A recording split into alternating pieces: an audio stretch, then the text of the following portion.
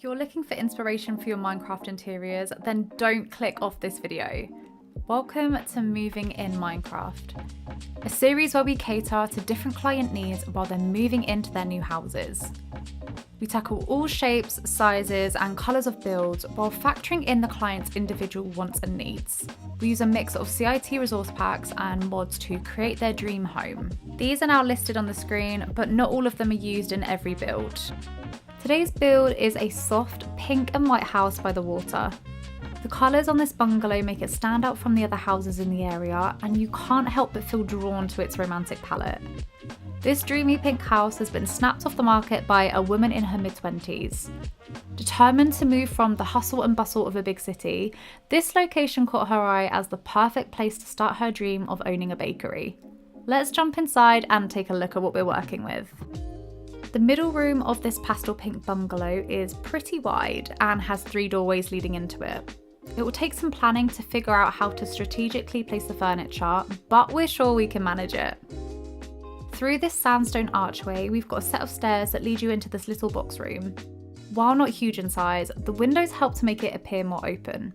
On the opposite side of the house, we have another archway, which leads into this gorgeous, spacious room.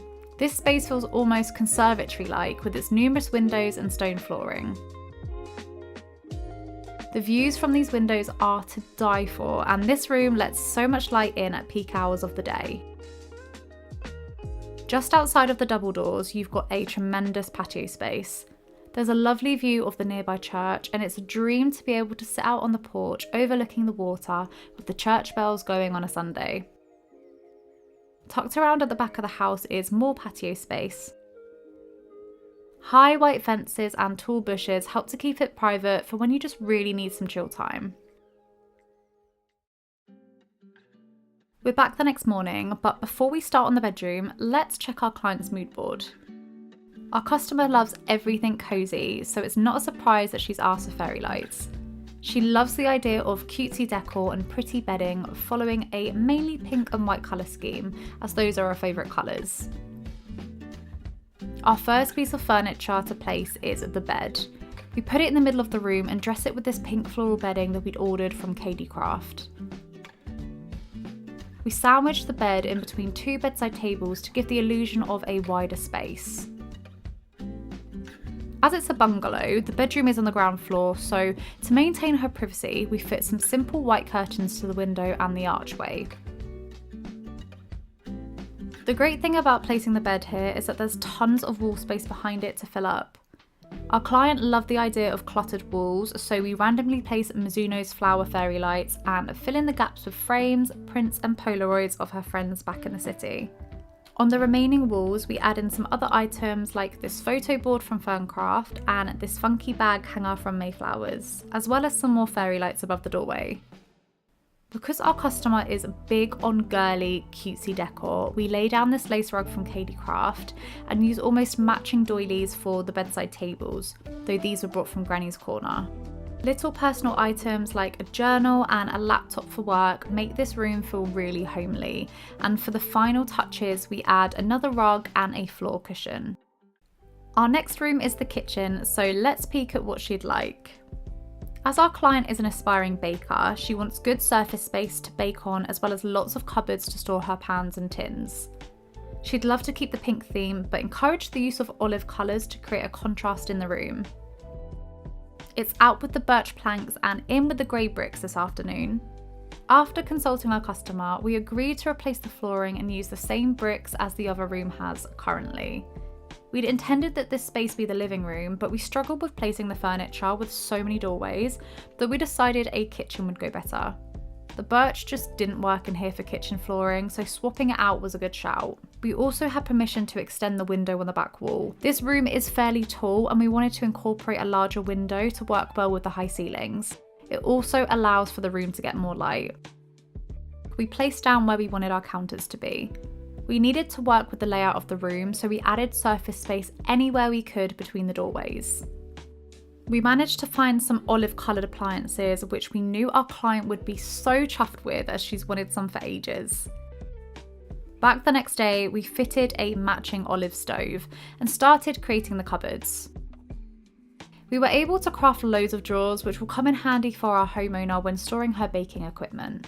We secured a towel holder onto the front of the sink, going with a green towel to roughly match the oven and the fridge. There was still some space by the front door, so we put together a table to fill the area. This table could be used for meal times, but we set it up as more of a piping area for our clients' cupcakes as we knew how important baking space was to her. I'd ordered these green pattern stools from Hananacraft the week before, and despite them not being birch, the darker colour of the oak actually really helped to bring some depth into the room. With the boring bits out the way, I moved on to adding in some kitchen decor. Thanks to shops like Ikuyuk, Mizuno's, Garden Breeze and Cheddar's trinkets, I was able to get loads of little bits and bobs to fill up the space, and through those we tried adding in some more colour here and there. We adored how the counters were looking, but felt like the rest of the room was missing something, so we put up a few shelves. The owner of the house is always trying new recipes from cookbooks, so we made sure to include space for those. To fill in the rest of the wall space, our customer suggested sticking some of her own favourite recipes to the wall. This way she can read and bake without getting flour all over them. Safe to say, we thought it was a great idea and we took her suggestion on board. The front door wall was looking a little sad, so we mirrored the opposite wall and hung up some more shelves. Now, as much as our client loves the brick flooring we placed down, she did say that it made the floor feel a little bit cold, so to tackle that, we laid down a few rugs. Not only will they make the floor warmer to stand on, but they help to add some pops of colour previously used in the room. A few minor decorations later and we finished the kitchen. Let's see what our client wants for her living room space. She's asked for us to continue with the girly vibe with lots of cute patterns and details, and like her bedroom, she was really keen to bring back the cluttered wall art. After arriving nice and early, we got to changing the flooring. I wanted to switch up the flooring to separate the rooms as the kitchen now had this grey brick floor too, and on top of that, the sun just reflected really nicely off of the sandstone and brought a lot of warmth to the room. It just gave us that cosy feeling that we knew our client wanted for her lounge. The customer was really keen on the look of a corner sofa, and we were able to source a green one from Hananacraft, which, like the colour of the appliances in the kitchen, went really well with the pink walls. We then set to work on building a bar table, putting up some shelves and lying down some rugs. We figured that as the table in the kitchen would most likely be used for her baking, our client would still need somewhere to eat. We turned this space into a table and added some high bar stools from Ghoulcraft. They gave the perfect height to take in the sea view from the window. After bringing in this lovely indoor plant, I added this long birch coffee table that I got from Abbie CIT, and to make it really snug in there, we also placed down some pink floor cushions which had this beautiful contrast against the colour of the sofa. Of course, every sofa needs heaps of cushions to make it comfy, and these assorted pillows from Kaydicraft worked wonders. They helped to add in some different colour to the room, as well as providing comfort for our client. As our customer liked the idea of a gallery wall, we brought a set of framed prints and set those up on the empty pink wall where we had the most space. I wanted this room to have the cutesy, cluttered feel of her bedroom, so just went in with some more wall decor and fairy lights to echo that. This day went so fast, and before we knew it, it was time to head home. Before we get ready to tackle the garden, what feel does our client want for her outside space? Well, from looking at her mood board, she was keen on lots of potted plants, perfect for a garden that is solely patio space. Like the inside of the house, spaces to chill with cosy decorations like rugs and fairy lights were on her list of wants. The sun was shining for us as we started the day off with placing down an outside sofa. This one was also from Hananacraft, and we paired it with the same pillows from the living room as we'd bought way too many, but at least they didn't go to waste. We'd also bought these outside rugs, and I placed them down overlapping each other just to make them look a bit more interesting. The window space by our client's bedroom was looking bare, so we started incorporating some plants from the garden sections of Mizuno's and Hananacraft. And of course we had to add more fairy lights to this outside space. These hardy floor cushions from Ghoulcraft were a great final furnishing for the seating space. We knew our client would be able to put her feet up on them while reading through one of her cookbooks. Along the side of the house by the living room, my team built this gorgeous floral archway which we connected to the birch fence just to make a bit of a barrier between the two sections of the garden. We had initially thought about building some flower beds in this area, but while our client loves sitting out in the sun, she isn't too big on gardening. So, by using potted plants, we were able to take away the hassle of having to maintain a flower bed. We thought a green archway would be perfect to lead you into the seating area at the back of the house. So before it got too dark, we planted some more greenery and added some string lights to portray that cutesy, magical vibe. The final day was spent on adding some seated sections to the front of the garden.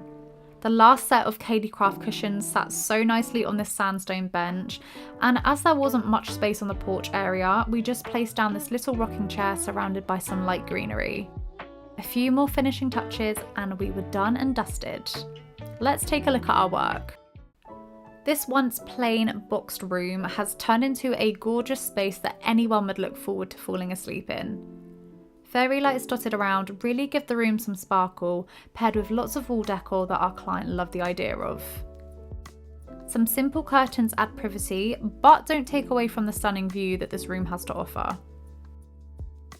One advantage of this bedroom is that it's right next to the kitchen if our customer fancies a little late night snack. This somehow narrow yet wide room was initially difficult to plan, but has turned into a baker's heaven. There's so much counter and storage space that there will always be room for a new cake tin or a mixer. The green fridge, oven and stools help to bring a burst of fresh colour into the space, and the string lights and the rug really add to the coziness. Plus, there's lots of shelving space for a new cookbook or two.